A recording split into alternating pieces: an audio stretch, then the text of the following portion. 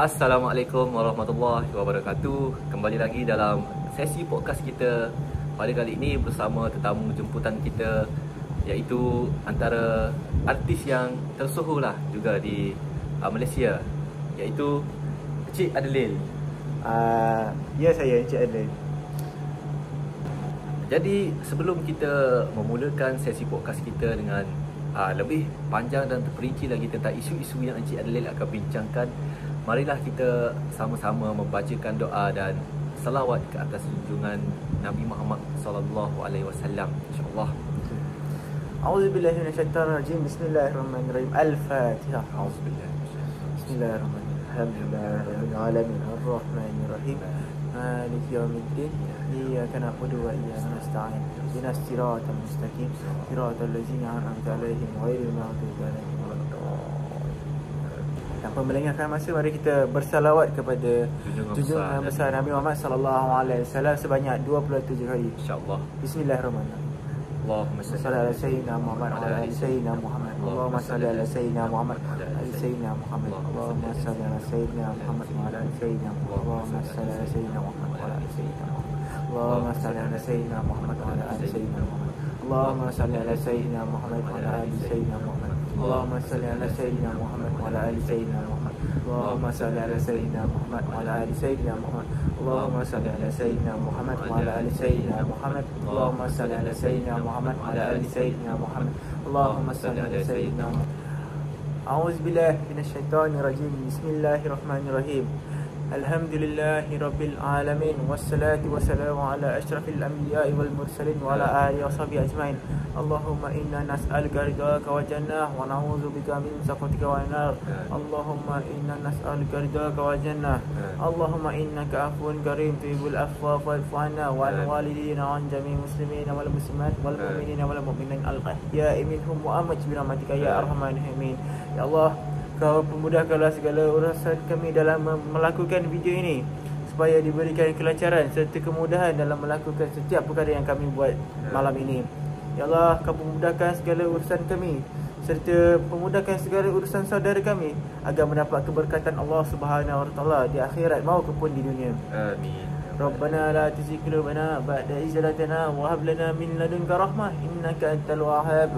Rabbana asmim lana nurana waghfir lana innaka ala kulli syai'in qadir. Rabbana atina fid dunya hasanah wa fil akhirati hasanah wa qina adzabannar. Wa sallallahu ala sayyidina Muhammad wa ala alihi washabihi wasallam. Subhana rabbika rabbil izzati amma yasifun wa salamun ala mursalin walhamdulillahi rabbil alamin. Amin rabbal alamin. Ya Allah, semoga dengan doa tadi mudah-mudahan kita semua diberkati Allah Subhanahu Wa Taala dan kita menjadikan muslim yang taat serta bertakwa pada masa depan dan diberikan ganjaran syurga di akhirat kelak. Allah, mudah-mudahan dengan bacaan doa yang dibacakan oleh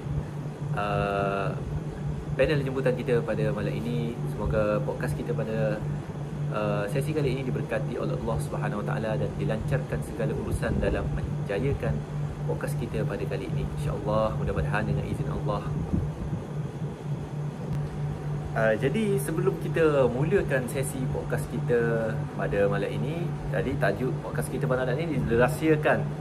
Jadi sebelum kita mulakan sesi podcast pada malam ini, kita akan bertanya sedikit sebanyak kepada panel jemputan kita pada malam ini, iaitu Encik Adeline, untuk menerangkan sedikit tentang biodata ataupun latar belakang beliau, insya-Allah. Boleh Encik Adeline perkenalkan diri secara terperinci? Bismillahirrahmanirrahim. Alhamdulillahirabbil alamin wassalatu wassalamu ala asyrafil anbiya'i wasallim wa ala alihi washabihi ajmain. Pertama sekali saya ingin mengucapkan terima kasih kepada para penjemput yang menjemput saya datang ke sini. Alhamdulillah. Mudah-mudahan mereka dimudahkan rezeki. Pertama sekali saya ingin memperkenalkan nama saya. Nama saya diberi Muhammad Adil Baqi bin Azhar. Saya berumur 19 tahun, lahir di Perak dan menetap di Perak selama 19 tahun. Saya mendapat pendidikan awal di SK Datuk Kelana, iaitu bertempat di Tapah juga, Perak, dan saya telah menyambung pengajian ke SMK Bukit Adil, sekolah menengah. Dan selepas itu saya menyambung ke Kolej Tingkatan 6 Tapah, iaitu di Perak juga. Dan setelah 19 tahun di Perak, akhirnya saya diberikan peluang untuk menyambung pendidikan di IPG Kampus Ilmu Khas yang terletak di Ceras, Kuala Lumpur. Terima kasih. Kira Cik Adlin ni pure Perak ah. Saya pure Perak dan saya boleh cakap Perak sikit-sikit. Ya, Alhamdulillah. Alhamdulillah. Okay, jadi untuk sesi podcast kita pada kali ini, Cik Adlin akan membincangkan isu-isu yang hangatlah di Malaysia, dan isu-isu tersebut adalah isu tentang kebajikan yang bertema muafakat membawa berkat. InsyaAllah. Jadi pada sesi podcast kita pada kali ini, kita akan membincangkan tentang muafakat membawa berkat, insyaAllah. Jadi Cik Adlin boleh kongsikan sedikit sebanyak pengenalan dulu tentang apakah muafakat membawa berkat ni. Okay. Sebelum kita bergerak ke muafakat membawa berkat, kita akan terangkan dulu sinopsis pembentangan atau podcast kita pada malam ini. InsyaAllah. Pertama sekali kami akan membincangkan tentang pengenalan Al-Quran dan As-Sunnah serta peranannya. Seterusnya kami akan membincangkan tentang statistik isu anak yatim, usaha kerajaan dalam membendung isu anak yatim, kepentingan menjaga kebajikan anak yatim, ancaman atau hukuman bagi orang yang memakan harta anak yatim, dan kesan menjaga kebajikan anak yatim. Isu yang sangat menarik ya, yang kita akan dengarkan pada sesi podcast pada kali ini, insyaAllah. Ya.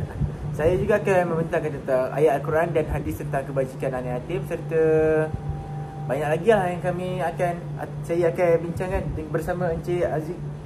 InsyaAllah. Jadi diharapkan penonton mendengarkan dan diharapkan penonton menyaksikan podcast ini sehingga habis, kerana isu-isu yang akan dibincangkan ini adalah isu yang sangat hangat ya di Malaysia pada kali ini. Sangat tepat. Terima kasih Encik Aziz. Ya. Okey.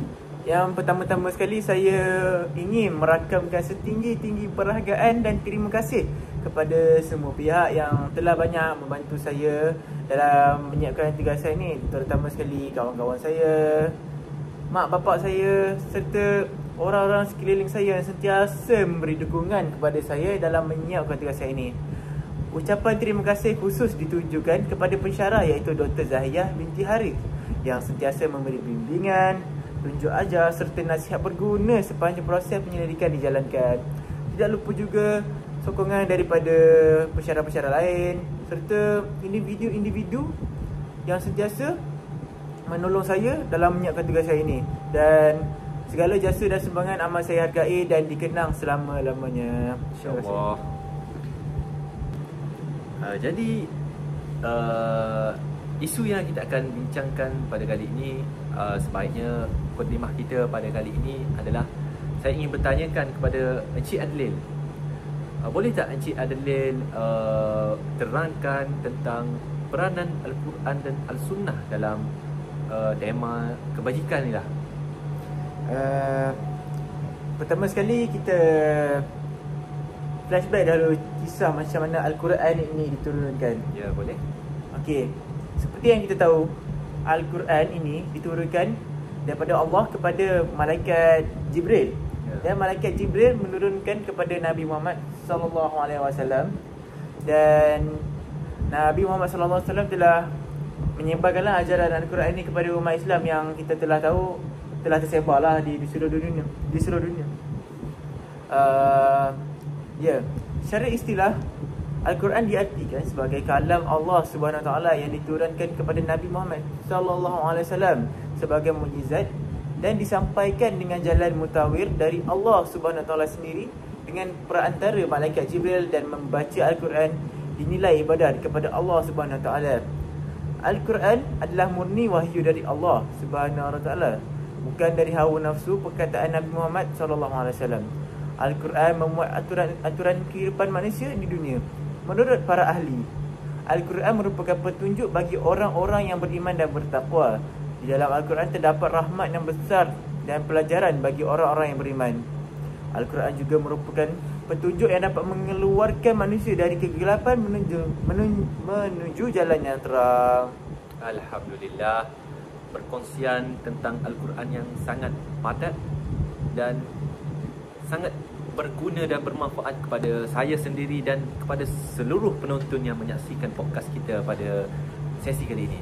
Alhamdulillah, insya-Allah. Dan boleh Encik Adlin terangkan pula tentang ataupun buat pengenalan tentang Al-Sunnah pula. Mungkin ramai penonton-penonton yang nak dengar tentang pengenalan Al-Sunnah ataupun peranan Al-Sunnah dalam kehidupan kita sebagai umat Islam. Boleh? Okey. Baik. Berikut adalah maksud Al-Sunnah. Dari sudut bahasa, Al-Sunnah bermaksud jalan, cara, kebiasaan atau perjalanan hidup, sama ada baik atau buruk. Dari sudut istilah syarak pula, Al-Sunnah merujuk kepada segala perkataan, perbuatan, pengakuan, takrir dan sifat Rasulullah SAW yang menjadi pedoman dan ikutan umat Islam sejagat. Ia juga merangkumi cara hidup Rasulullah SAW dalam aspek ibadah, muamalat, akhlak dan kehidupan seharian. Masya-Allah. Okey. Alhamdulillah, perkongsian tentang pengenalan Al-Quran dan Al-Sunnah itu sangat bermanfaatlah bagi kita semua. Jadi boleh tak saya dan penonton nak tahu apakah peranan Al-Quran dan Al-Sunnah dalam kehidupan seharian kita? Dan boleh tak Encik Adlin kaitkan peranan dan Al-Sunnah ni dengan topik perbincangan kita pada hari ini, iaitu tentang kebajikan? InsyaAllah saya akan cuba. Okey. Yang pertama sekali, seperti yang kita maklum, peranan Al-Quran ini sangat meluas dalam kehidupan umat Islam di dunia lah. Dia telah menjadi pedoman ataupun ajaran daripada zaman dahulu hinggalah sekarang. Yang pertama, pembentuk akhlak mulia. Al-Quran mengajar sifat sabar, syukur, jujur, amanah serta melarang sifat tercela seperti sombong, dengki dan menipu. Rasulullah SAW digelar sebagai Al-Quran yang hidup kerana akhlaknya dan peribadi yang dibawa oleh diri beliau sangat mencerminkan akhlak yang mulia serta sangat mencerminkan Al-Quran, dan beliau dikenali sebagai Al-Quran yang hidup kerana peribadi dan akhlak yang dikenali sebagai amanah, jujur serta benci akan sifat dengki. Masya-Allah. Seterusnya, sebagai sumber hukum dan syariat, Al-Quran telah menjadi asas kepada peraturan hidup umat Islam dan dalam ibadah, muamalat, akhlak dan undang-undang. Al-Quran juga menetapkan halal haram, keadilan dan kesejahteraan masyarakat. Jika tiada Al-Quran, nescaya masyarakat akan berpecah belah. Jikalau tiada Al-Quran, nescaya kita akan telah memakan perkara-perkara haram yang memudaratkan diri kita, serta tiada keadilan di dunia ini kerana tiadanya Al-Quran. Jadi di sini kita telah nampak bahawa impak Al-Quran dalam kehidupan manusia sangatlah penting. Yang ketiga pula, sebagai petunjuk hidup, hudan linnas. Al-Quran diturunkan sebagai panduan kepada seluruh manusia, dan tidak kira bahawa manusia itu jahil, bertakwa, sombong ataupun beliau seorang yang alim, tetapi Al-Quran mengajar kita bahawa semua golongan tersebut haruslah mematuhi Al-Quran, walaupun mereka datang daripada golongan yang bermacam-macam. Firman Allah Subhanahu Wa Taala, Al-Quran ini adalah petunjuk bagi manusia. Penjelasan mengenai petunjuk itu dan pembeza antara yang benar dengan yang batil. Surah Al-Baqarah 2.185. Masya-Allah. Seterusnya, Al-Quran juga penguat akidah dan iman. Ayat-ayat Al-Quran memperkukuh keyakinan kepada Allah, hari akhirat, malaikat, kitab dan rasul, membawa ketenangan jiwa bagi orang yang membacanya. Sekiranya kita sering membaca Al-Quran dan mendekatkan diri dengan Al-Quran, nescaya hati kita akan terang dan dibukakan segala kemudahan di dunia ini dan diberkati oleh Allah Subhanahu Wa Taala, serta kita akan menjadi seorang Muslim yang lebih taat kerana keyakinan kita kepada Allah jauh keyakinan kita berbanding perkara yang lain, yang membuatkan kita seorang manusia yang zuhud serta berpegang kepada ajaran Al-Quran. Allah juga berfirman dalam surah Al-Ra'd 13.28, ingatlah, dengan mengingati Allah, hati akan menjadi tenang. Yang seterusnya, sumber ilmu dan peradaban. Banyak ayat menggalakkan manusia berfikir, menuntut ilmu dan mengkaji ciptaan Allah. Ayat Allah juga berfirman, Allah tidak akan mengubah nasib sesebuah bangsa itu, melainkan bangsa itu mengubah nasibnya sendiri. Dan daripada ayat tersebut, ianya menjadi asas kepada perkembangan ilmu sains, teknologi, falsafah dan kemajuan taman Islam, yang menggalakkan manusia ataupun umat Islam memajukan diri tanpa menyusahkan orang lain, serta mengembangkan diri dengan ilmu pengetahuan yang diberi dalam Al-Quran yang disampaikan oleh Allah SWT. Masya-Allah. Seterusnya, penyembuh rohani dan jasmani. Al-Quran adalah penawar bagi penyakit hati seperti lalai, gelisah, hasad, dengki, dan juga boleh dijadikan dalam doa ruqyah. Al-Quran juga boleh menghalau jin-jin yang merasuki manusia serta menjadi penenang hati di ketika hati kita merasa gelisah. Dan apabila kita berasa sedih, kita bolehlah membaca Al-Quran supaya hati kita menjadi lebih tenang, dan Allah akan memberikan petunjuk agar kita menjadi insan yang lebih tenang dan tidak gelisah, insya-Allah. Allah juga berfirman dalam surah Al-Isra 17.82, dan kami turunkan Al-Quran sesuatu yang menjadi penawar dan rahmat bagi orang yang beriman. Sesungguhnya Allah berfirman tersebut bahawa Allah ingin menjelaskan bahawa siapa yang membaca Al-Quran akan mendapat manfaatnya daripada Allah SWT. Dan yang terakhir sekali, Al-Quran juga merupakan faktor-faktor utama pemersatu umat Islam. Al-Quran menyuruh kepada ukhuwah Islamiyah, tolong-menolong dalam kebaikan serta melarang perpecahan. Ia membentuk masyarakat yang adil, sejahtera dan harmoni. Nescaya, jika tiada Al-Quran, percayalah bahawa masyarakat ini akan berpecah belah kerana tiada pegangan yang tiada pedoman dalam hidup mereka. Jadi Encik Adlil, berdasarkan peranan-peranan Al-Quran yang Encik Adlil huraikan dan sampaikan tadi, apakah kesimpulan yang Encik Adlil boleh simpulkan berdasarkan peranan-peranan yang Encik Adlil hujahkan tadi?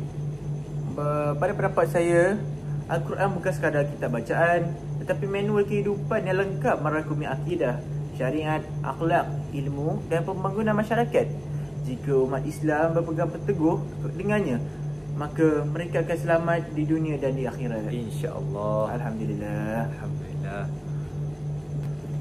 Jadi kita akan teruskan dengan peranan Al-Quran dan Al-Sunnah.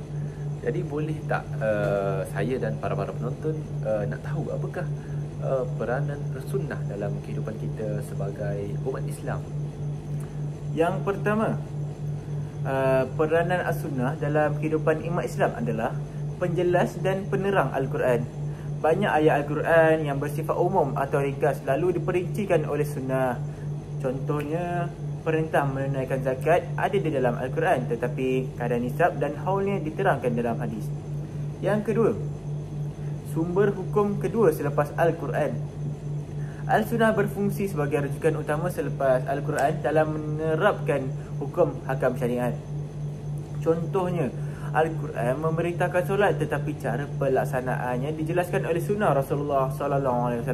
So, dari sini kita boleh melihat Al-Quran dan As-Sunnah saling melengkapi supaya ianya menjadi lebih kukuh dan mudah difahami oleh masyarakat Islam, insya-Allah. Seterusnya, penguat dan pengukuh hukum Al-Quran. Sunnah kadang-kala mengulangi perintah yang telah ada di dalam Al-Quran untuk menekankan kepentingan sesuatu iman. Contohnya, kewajipan berbuat baik kepada ibu bapa disebut dalam kedua-keduanya. Jadi yang saya ingin sampaikan di sini bahawa kewajipan berbuat baik kepada ibu bapa ada di dalam Al-Quran maupun di dalam As-Sunnah. Seterusnya, panduan akhlak dalam kehidupan seharian. Rasulullah SAW diutus sebagai qudwah hasanah, contoh teladan terbaik. Segala sunnah baginda, cara bercakap, cara makan, cara bergaul, cara tidur dan segala jenis cara beliau lah menjadi panduan umat Islam. Antara contoh sunnah yang biasa kita lakukan adalah kunyah 40 kali, makan, bersugi, bersiwak dan sebagainya. Seterusnya, pensyariatan hukum baru. Ada hukum yang tidak disebut dalam Al-Quran tetapi ditetapkan oleh sunnah. Contohnya, larangan memakan daging keldai jinak datang daripada hadis. Jadi, tak semuanya perkara yang kita buat datang daripada Al-Quran. Ada juga yang disempurnakan oleh Nabi Muhammad SAW dalam sunnah beliau. Dan yang terakhir sekali, penyatu umat Islam dan pembentuk identiti Muslim. Sunnah menjaga keseragaman ibadah. Contohnya, cara solat, cara puasa, cara haji, supaya umat Islam tidak berpecah dengan pelbagai cara yang bercanggah. Ia juga membentuk identiti Muslim melalui amalan harian seperti memberi salam, berjambat tangan dan menjaga adab. Jadi kita boleh lihat di sini peranan Al-Quran ini, Al-Quran dan As-Sunnah ini sangat membantu kita, bukan dalam aspek ketakwaan kepada Allah sahaja, tetapi dalam aspek hubungan sesama manusia.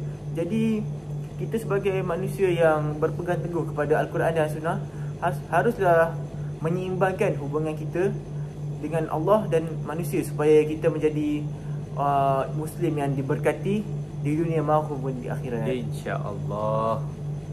Jadi terima kasih kepada Encik Adlil kerana telah menerangkan sedikit sebanyaklah tentang peranan Al-Sunnah. Jadi semoga peranan Al-Quran dan Al-Sunnah yang dibentangkan oleh Encik Adlil tadi bermanfaat untuk diri saya dan semua penonton yang menyaksikan dan melihat podcast kita pada malam ini, insya-Allah. Sebelum tu boleh tak saya nak selitkan kesimpulan saya? Boleh Encik Adlil, silakan. Okey.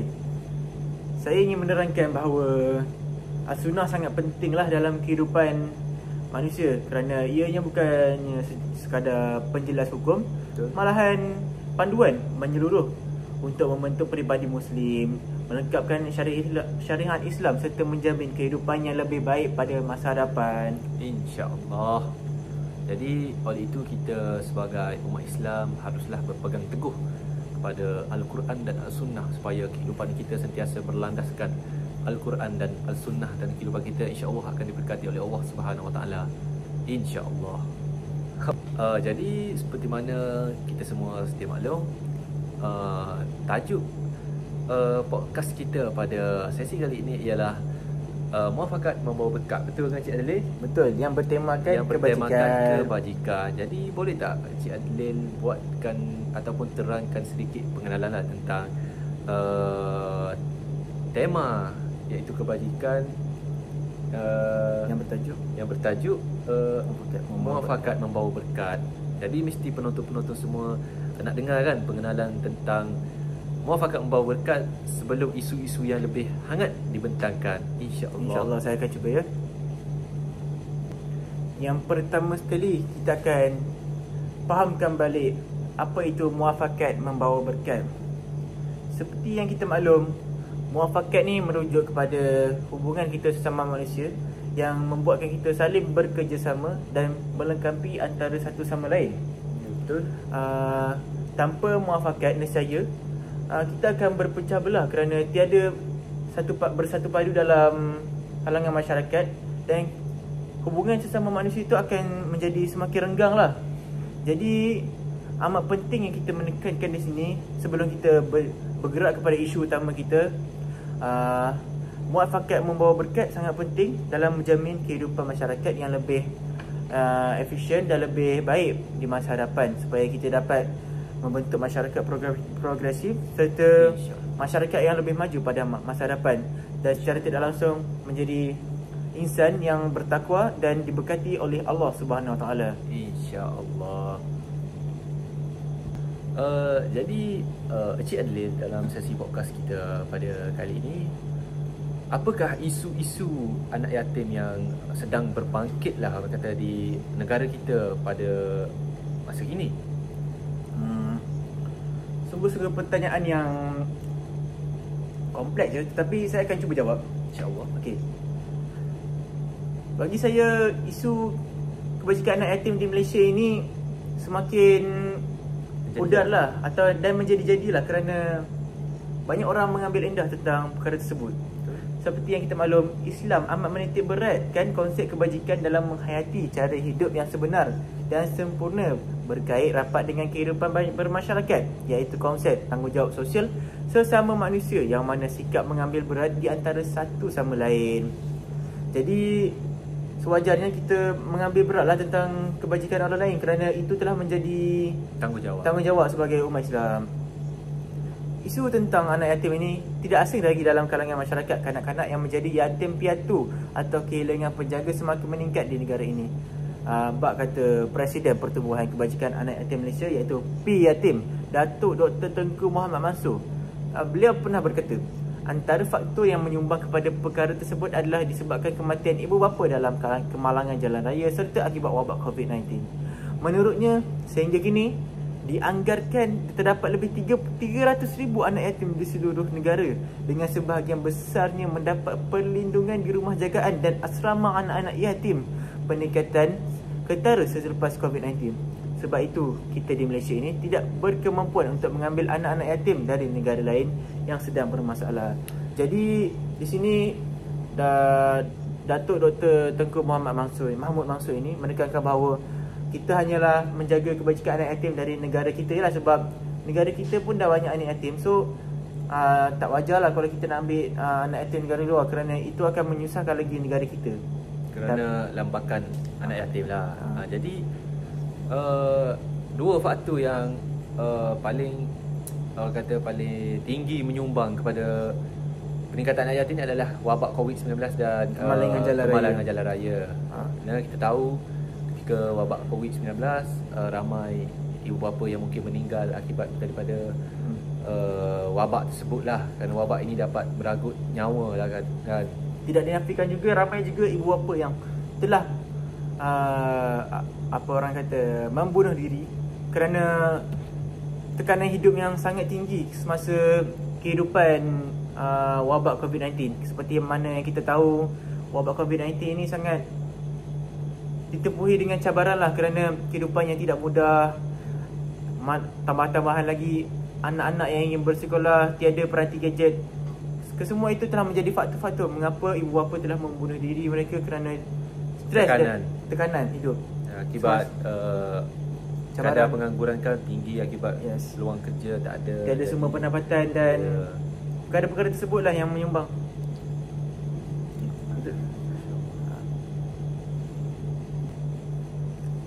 Jadi, isu yang akan dibincangkan pada malam ini adalah kebangkitan statistik anak yatim generasi COVID-19. Seperti yang kita maklum, COVID-19 merupakan salah satu wabak yang melanda seluruh dunia dan tidak dinafikan ramai yang telah terkorban akibat terkena COVID-19. Di sebalik semua itu, terdapat beberapa insan-insan yang kurang bernasib baik, terutamanya sekali dalam kalangan anak yatim.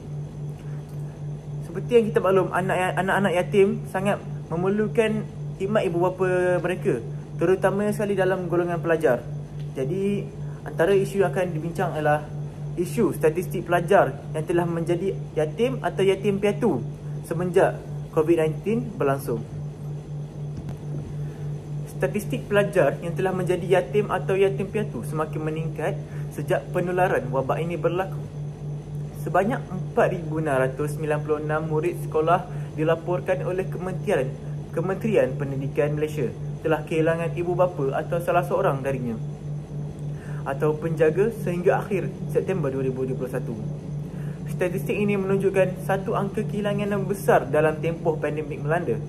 Statistik pelajar menjadi yatim paling ramai dicatatkan di negeri Selangor sebanyak 1,669 diikuti oleh negeri Johor sebanyak 578 orang dan seterusnya di Kuala Lumpur sebanyak 488 orang, iaitu di mana negeri yang saya menetap sekarang iaitu Kuala Lumpur. Alhamdulillah. Jadi Encik Adeline, berdasarkan statistik ataupun pengenalan yang Encik Adeline hujahkan tadi, apakah kesan ataupun nasib kepada anak-anak yatim ini akibat daripada kematian ibu bapa mereka disebabkan oleh COVID-19? Pertama sekali, banyak yang dari mereka kurang bernasib baik dan banyak yang dari mereka hilang tempat bergantung dikala krisis melanda bukanlah suatu situasi yang mudah bagi anak-anak ini. Kesihatan mental mereka juga akan terganggu, apatah lagi bagi anak yang masih kecil yang perlu diurus sepenuhnya oleh orang dewasa dan memerlukan kasih sayang serta perhatian ibu bapa untuk pertumbuhannya. Malahan, mereka menghadapi hari-hari mendatang tanpa orang tersayang di sisi sepanjang masa akan mempengaruhi corak kehidupan pada masa hadapan mereka. Di sini saya ingin menekankan bahawa peranan ibu bapa sangat penting dalam membentuk seseorang anak tersebut. Jadi amat disayangkan COVID-19 ini melanda Malaysia kerana ianya telah membawa impak yang besar dan membawa perubahan kepada corak kehidupan manusia. Dan saya juga turut bersimpati kepada orang-orang yang telah kehilangan ibu bapa ataupun maupun orang tersayang semasa wabak COVID-19 melanda. Mudah-mudahan roh mereka sentiasa dicurcuri rahmat dan diberkati Allah Subhanahu Wa Taala dan ditempatkan di dalam syurga kelak, insya-Allah. Jadi Encik Adeline, berdasarkan isu yang telah Encik Adeline bentangkan tadi, boleh tak saya nak tahu apakah usaha kerajaan dalam membendung isu anak yatim ini? Pertanyaan yang bagus ya, Encik Aziz. Saya suka pertanyaan tu. Alhamdulillah. Okey, saya akan cuba jawab. Terdapat pelbagai inisiatif ataupun usaha-usaha kerajaan dalam membendung isu anak yatim di Malaysia ini. Antaranya ialah kerajaan akan menyediakan peruntukan berjumlah RM25 juta kepada Yayasan Keluarga Malaysia dalam usaha melindungi kebajikan, pendidikan dan masa depan anak yatim. Menteri Kewangan iaitu Senator Tengku Datuk Seri Zafrul Tunku Abdul Aziz berkata, sejak wabak COVID-19 melanda negara, lebih 4,700 anak-anak telah kehilangan tempat bergantung apabila ibu dan bapa mereka pergi buat selama-lamanya akibat virus tersebut. Sebagai keluarga Malaysia yang baik, menjadi tanggungjawab kita bersama untuk memastikan masa depan anak-anak ini terus terjaga. Katanya kita membentangkan bajet 2022 di Dewan Rakyat pada Jumaat ini. Maksudnya Jumaat pada waktu tersebut lah, Encik Aziz. Jadi kerajaan ni membelanjakan jumlah yang agak besar lah, iaitu 25 juta kepada Yayasan Keluarga Malaysia. Jadi usaha kerajaan ni adalah sangat bagus dan kerajaan sangat mengambil inisiatif lah dalam menyelesaikan isu-isu ini. Terima kasih kepada kerajaan Madani kerana menyediakan sejumlah wang 25 juta kepada Yayasan Keluarga Malaysia. Terima kasih juga kepada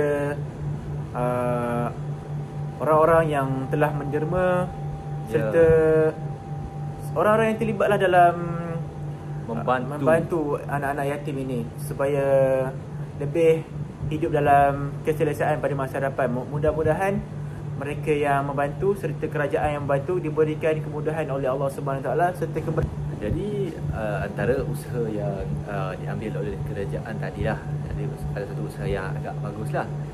Jadi pertanyaan seterusnya yang bermain di fikiran saya, apakah kepentingan menjaga kebajikan anak yatim ni? Boleh Cik Adeline uraikan sedikit sebanyak? Masya-Allah, soalan yang sangat bagus. Saya suka Cik Aziz. Alhamdulillah. Seperti yang kita maklum, menjaga kebajikan anak yatim ini telah menjadi kewajipan bagi kita semualah. Betul. Sama ada orang Islam maupun orang bukan Islam. Ya, betul. Saya sokong, saya setuju. Saya ada teringat satu hadis ini daripada Abu Hurairah radhiyallahu an, bahawa Nabi SAW bersabda, orang yang menanggung anak yatim miliknya atau milik orang lain, aku dan dia seperti dua ini. Nabi SAW mengisyaratkan dengan dua jari. baginda sallallahu alaihi wasallam di syurga. Maksudnya Sangat dekat lah. Sangat dekat lah. Maksudnya siapa yang menjaga kebajikan anak yatim ni, dia akan menjadi orang yang sangat rapat dengan Nabi di akhirat kelak dan di syurga kelak. Jadi ianya sangat, orang kata, sangat rugilah kalau kita melepaskan peluang untuk betul. menjadi orang yang dekat dengan Nabi lah. Sebab kita tahu Nabi ini seorang yang paling tinggi darjatnya dalam manusia. Alhamdulillah. Hadis ini menegaskan bahawa sesiapa yang menjaga kebajikan anak yatim di dunia akan menjadi orang yang rapat dengan Nabi SAW di syurga kelak. Jadi kita sebagai umat Islam perlulah membantu atau menjaga kebajikan anak yatim supaya kita mendapat syafaat Nabi di akhirat kelak, agar kita bersama-sama memasuk syurga dan merasai nikmat syurga. Jadi saya menyuruh kepada kalian yang di luar sana, marilah kita membantu anak yatim supaya kita mendapat keberkatan dari Allah Subhanahu Wa Taala. Ya, jadi semoga insan-insan yang mengambil berat tentang anak yatim ini mendapat syurga tertinggi di akhirat kelak, insya-Allah. Alhamdulillah, insya-Allah. Terima kasih. Jadi terima kasihlah Encik Adlil kerana telah menjawab soalan-soalan saya. Jadi boleh tak saya ajukan soalan lain pula kepada Encik Adlil? Sila-sila, saya amat berbesar hati. Jadi soalan seterusnya yang bermain di fikiran saya lagi, apakah ancaman atau hukuman bagi orang yang memakan harta anak yatim? Ya, seperti mana kita tahu sekarang ni ini bukan menjadi isu kecil lah di Malaysia. Dia sudah menjadi isu yang besar dan menjadi satu isu yang hangat di Malaysia. Betul. Jadi boleh Encik Adlil huraikan sedikit sebanyak tentang isu yang terjadi ni? Isu memakan harta anak yatim ni tak asing lagi lah dalam kehidupan kita.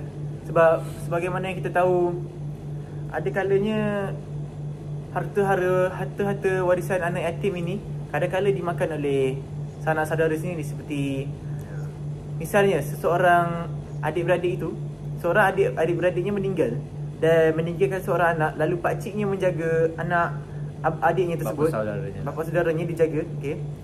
Kadang-kala bapa saudara itu mungkin terlepas pandang ataupun mungkin terdesak lah, kita tak tahu, tapi wallahu alam, tetapi mungkin ada sebab beliau berbuat demikian.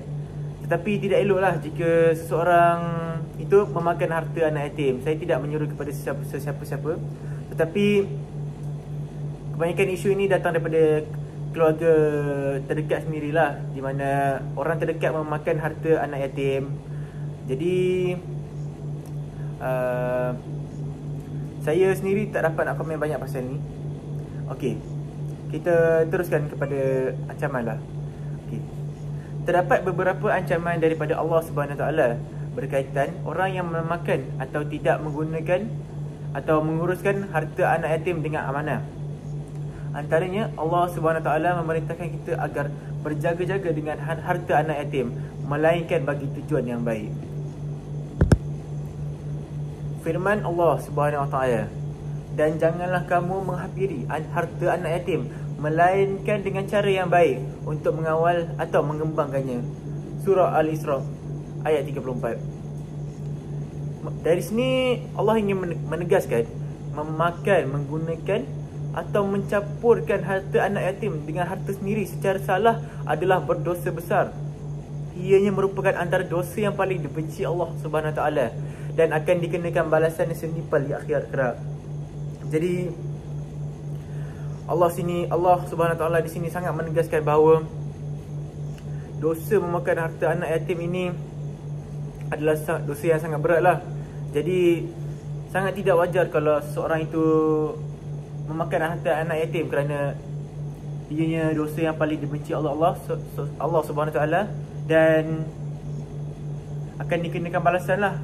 Jadi saya menyuruh di sini agar kita tidak memakan harta anak yatim dan menggunakan atau menguruskannya dengan cara yang betul lah.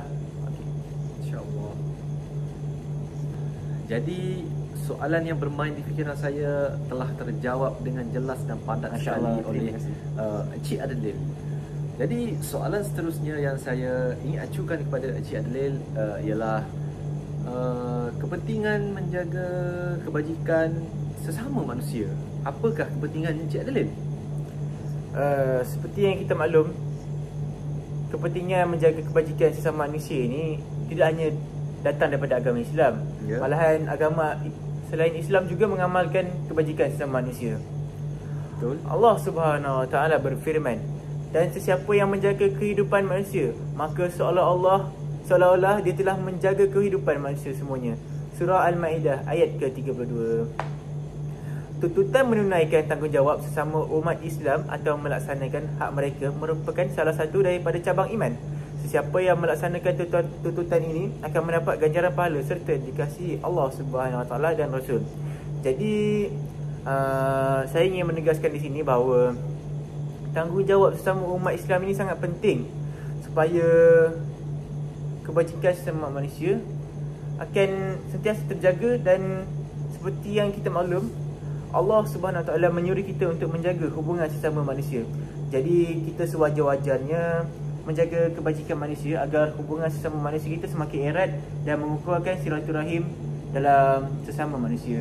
Nah, sekali Encik Adlin, dan sangat menjawab soalan sekali lagi dengan huraiannya yang ringkas tetapi amat padat sekali ya. Jadi apakah pula kesan daripada menjaga kebajikan anak yatim tersebut? InsyaAllah saya akan cuba jawab. Terima kasih atas soalan yang sangat bermanfaat. Jadi mari kita pergi ke kesan menjaga kebajikan anak yatim. Antara kesan menjaga kebajikan anak yatim ialah kita akan mendapat keberkatan Allah Subhanahu Wa Taala lah. Itu sudah pastilah. Ya, insya-Allah. Seterusnya kita akan mendapat ganjaran syurga mudah-mudahan, kerana ganjaran menjaga kebajikan anak yatim ini sangat besar dan paling disukai oleh Allah Subhanahu Wa Taala, kerana kita telah melaksanakan salah satu kebajikan yang sangat mulia lah, seperti firman Allah Subhanahu Wa Taala, sebaik-baik manusia adalah yang memberi manfaat kepada orang lain. Ya, insya-Allah. Menurut Syekh Muhammad Fuad Abdul Al-Baqi radhiyallahu an, ketika menjelaskan makna hadis ini, yang dimaksudkan dengan kafalidam, orang yang menjaga harta anak yatim adalah orang yang menjalankan perkara-perkara yang melibatkan perihal anak yatim tersebut, seperti nafkahnya, pakaiannya, mengajarnya adab-adab, mentarbiyahnya dan lain-lain lagi. Kelebihan ini akan diperoleh bagi setiap orang yang menjaga anak-anak yatim ini dengan menggunakan harta mereka sendiri atau dengan menggunakan harta anak yatim tersebut dengan wilayah penjagaannya. Sahih Muslim yang ditahqiq oleh Syekh Muhammad Fuad 2287. Jadi kesan menjaga kebajikan anak yatim ini memberi impak yang besarlah dalam kehidupan kita. Bukan saja kepada kehidupan anak yatim tersebut, malah kehidupan yang menjaga anak yatim tersebut. Jadi mudah-mudahan kita diberikan peluanglah untuk menjaga anak yatim supaya kita mendapat keberkatan Allah dan diberkati di dunia maupun di akhirat, insya-Allah. Jadi jawapan yang sangat-sangat menjawab ya persoalan saya pada kali ini. Terima kasih kepada Encik Adlin. Semoga isu-isu ini dapat memberi manfaat juga kepada penonton kita pada malam ini dan pada sesi podcast kita pada kali ini. Kerana seperti hadis yang Encik Adlin beritahu tadi, sebaik-baik manusia adalah manusia yang bermanfaat kepada orang lain. Betul. Insya-Allah. Insya-Allah, supaya kita mudah-mudahan kita tergolonglah dalam orang yang memberi manfaat kepada manusia lain. Insya-Allah. Alhamdulillah. Jadi Encik Adlin, berdasarkan hujah-hujah yang Encik Adlin hujahkan pada podcast kita pada hari ini berkenaan isu-isu anak yatim itu, boleh tak Encik Adlin sokong lagi hujah tersebut dengan ayat Al-Quran ataupun hadis yang berkaitlah tentang kebajikan anak yatim ini? Okey. Yang pertama sekali, sangat penting untuk kita mengukuhkan hujah kita dengan adanya ayat Al-Quran dan hadis. Jadi supaya dapat meyakinkan pendengar dan penonton dengan hadis-hadis yang kita bentangkan. Okey, antaranya ialah kebajikan sebagai kewajipan. Mereka berfirman kepada Allah dan hari akhir, menyuruh berbuat yang makruf dan mencegah dari yang mungkar dan bersegera atau mengerjakan pelbagai kebajikan. Mereka termasuk orang-orang yang soleh. Surah Al-Imran ayat 114. Ayat ini jelas menunjukkan bahawa Allah Subhanahu Wa Taala sangat menegaskan umatnya untuk melakukan amal kebajikan serta melakukannya dengan penuh keikhlasan. Jadi di sini Allah ingin menerangkan bahawa kita perlulah menjaga kebajikan ataupun mengamalkan kebajikan dengan penuh keikhlasan agar amalan kita tersebut diberkati oleh Allah dan diterima oleh Allah, agar diberikan ganjaran pahala dan mudah-mudahan mendapat ganjaran syurga kelak, InsyaAllah. Rasulullah juga bersabda, barang siapa antara kamu mampu memberikan manfaat kepada saudaranya, maka hendaklah dia bersegera memberikan manfaat kepadanya. Sahih Muslim. Hadis ini menjelaskan aktiviti membuat kebajikan dipandang mulia oleh Allah Subhanahu Wa Taala. Tunjangnya berdasarkan konsep fastabiqul khairat dan ta'awanu alal birri wa taqwa, dan mempunyai jiwa yang suci dalam memberi bantuan secara wang ringgit, tenaga dan masa. Jadi adakah penjelasan ini cukup jelas? Ia sangat menyokong hujah yang Cik Adlil hujahkan berkenaan isu-isu yang berkenaan anak yatim. Jadi penonton akan lebih yakinlah dengan hujah yang dihujahkan Encik Adlil, kerana hujah tersebut disokong oleh ayat Al-Quran dan hadis yang sahih berdasarkan Al-Quran, insya-Allah. Okey Encik Adlil, berdasarkan podcast kita pada sesi kali ini dan pada malam ini, berdasarkan isu-isu yang telah kita bincangkan panjang lebar tadi dan ayat Al-Quran serta hadis yang telah kita bincangkan juga tadi, apakah kesimpulan yang Cik Adlil dapat buat berdasarkan isu-isu yang berbangkit tentang anak yatim ini, yang berpandukan tentang Al-Quran dan As-Sunnah? Pada pendapat saya, kesimpulannya lah, secara keseluruhannya kebajikan memainkan peranan penting dalam membentuk masyarakat yang sejahtera dan harmoni yang berlandaskan Al-Quran dan As-Sunnah. Amalan kebajikan bukan sahaja membantu golongan yang memerlukan, tetapi juga memupuk nilai kasih sayang, empati, keprihatinan sesama manusia. Individu yang mengamalkan kebajikan akan memperoleh ketenangan jiwa serta keberkatan hidup. Secara tidak langsung, budaya kebajikan dapat mengurangkan jurang sosial dan memperkukuh perpaduan dalam masyarakat. Oleh itu, kebajikan perlu dipraktikkan dalam kehidupan seharian demi menjaga kebajikan bersama serta menuju ke arah kemajuan yang progresif serta memupuk masyarakat harmoni. Nescaya jika kita menjaga kebajikan sesama manusia, maka kita akan menjadi masyarakat yang lebih maju serta moden. Jadi mudah-mudahan kita semua dapat mencapai ke arah tersebut lah, supaya negara Malaysia semakin maju, aman, damai. Jadi tiada lagi sengketa di antara manusia dan negara Malaysia boleh terus maju ke hadapan, InsyaAllah. InsyaAllah. Mudah-mudahan kita semua sampailah ke tahap tersebut dan diberi kemudahan oleh Allah Subhanahu Wa Taala. Amin amin ya rabbal alamin. Okey, jadi Encik Adlil, berdasarkan isu-isu yang telah kita bincangkan dan kesimpulan yang telah Encik Adlil simpulkan, boleh tak saya ingin mengajukan beberapa soalan kepada Encik Adlil berkenaan isu-isu yang berbangkit ini? Maksud Encik Aziz ingin bertanyakan saya beberapa soalan lah. Ya, berapa banyak soalan tu? Mungkin dalam 2 soalan saja. Tiga. Okay, mungkin dalam 3 soalan saja. Adakah kerajaan ni memainkan peranan penting dalam membendung isu-isu tentang anak yatim ini? Menurut pandangan saya, peranan kerajaan dalam membendung isu-isu anak yatim ini bagi saya sangat memuaskan lah. Kerana seperti yang kita maklum tadi, terdapat sumbangan RM25 juta kepada anak-anak yatim ini untuk menyara kehidupan mereka, pendidikan mereka, sara hidup mereka, pemakanan mereka.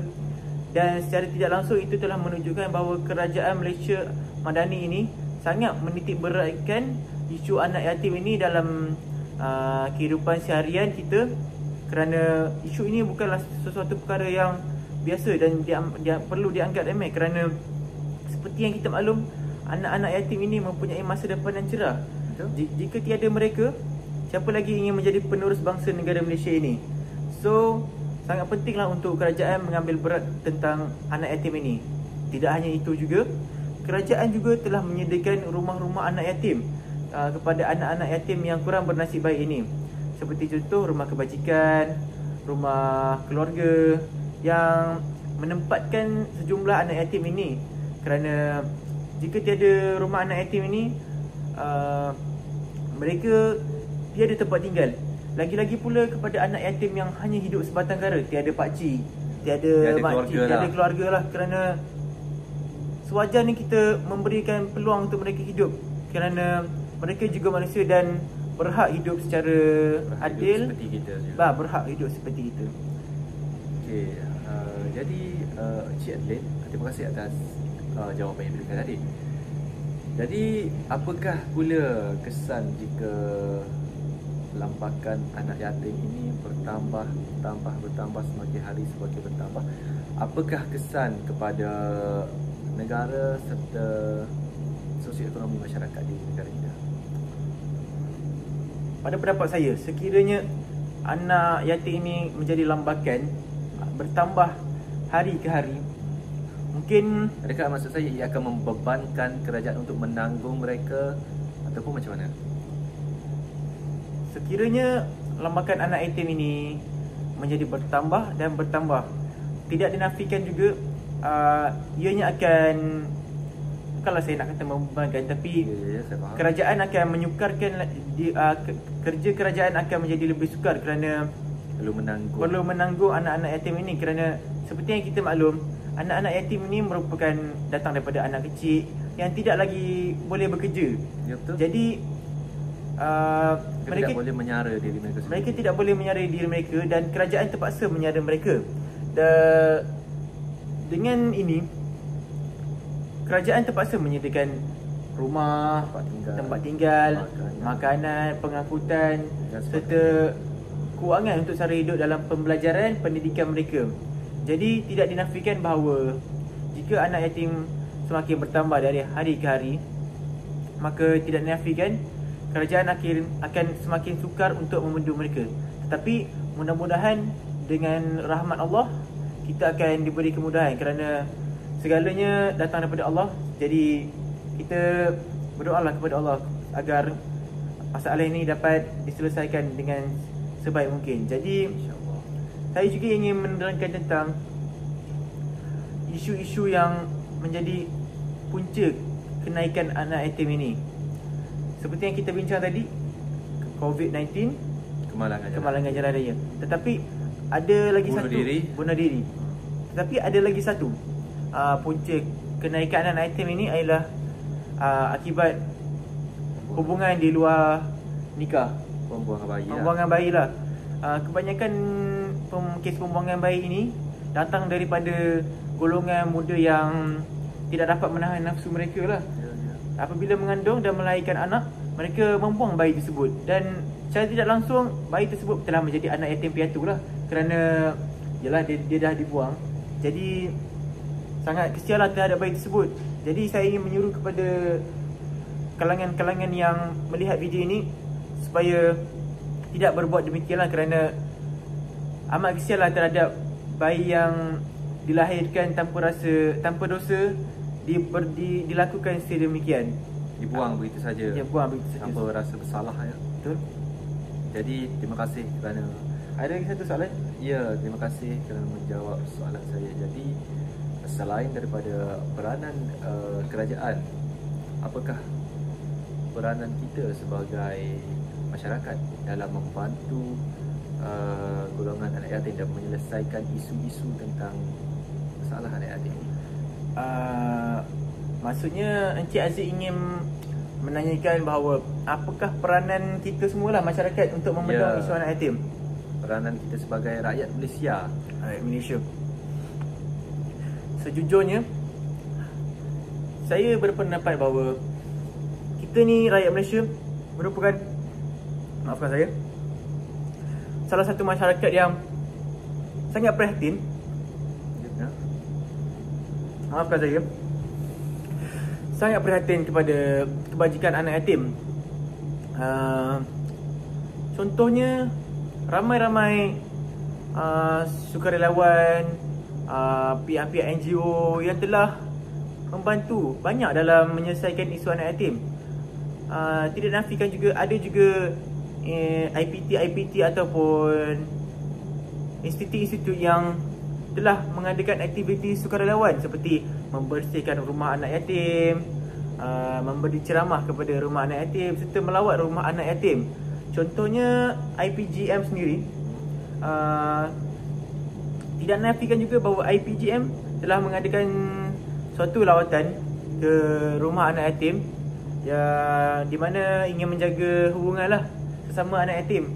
Kerana seperti yang kita tahu, kalau kita berbuat baik kepada anak yatim, maka kita akan membalasnya. Tuhan akan membalasnya.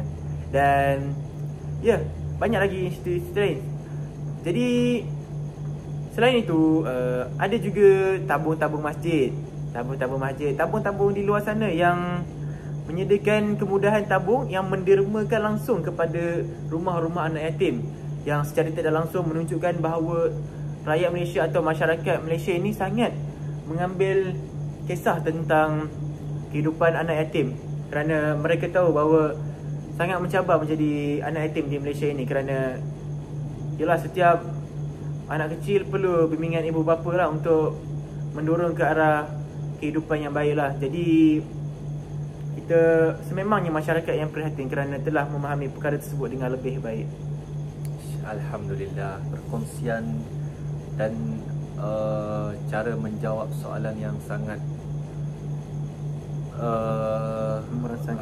memberangsangkan, jawapan-jawapannya yang sangat menjawab persoalan di fikiran saya dan persoalan yang timbul di fikiran penonton-penonton. Jadi terima kasih atas jawapan-jawapan yang diberikan oleh Encik Adalil. Jadi kita telah sampai ke penghujung rancangan podcast kita pada hari ini. Terima kasih kepada Encik Adalil kerana menjelaskan isu-isu anak yatim serta menyokongnya dengan ayat-ayat Al-Quran dan Al-Hadis dan serta sunnah Rasulullah SAW dan menjawab soalan-soalan yang diajukan oleh saya. Jadi sebelum kita menamatkan video podcast kita pada sesi kali ini, izinkan saya dan Encik Adalil mengakhirinya dengan dua rangkap pantun, itu daripada saya sendiri dan daripada tetamu jemputan kita pada malam ini, iaitu Encik Adalil. Terimalah pantun ini. Kalau ada sumur di ladang, bolehlah kita menumpang mandi. Kalau ada umur yang panjang, bolehlah kita berjumpa lagi. Masya Allah. Izinkan saya berpantun pula. Silakan tetamu jemputan kita pada malam ini. Bunga mawar mekar berseri, harumnya semerbak ke sana sini. Sampai di sini kata berhenti, mohon izin undur diri. Sekian, wabillahi taufiq wal hidayah. Wassalamualaikum warahmatullahi wabarakatuh. Assalamualaikum. Terima kasih. Kemah tak kita.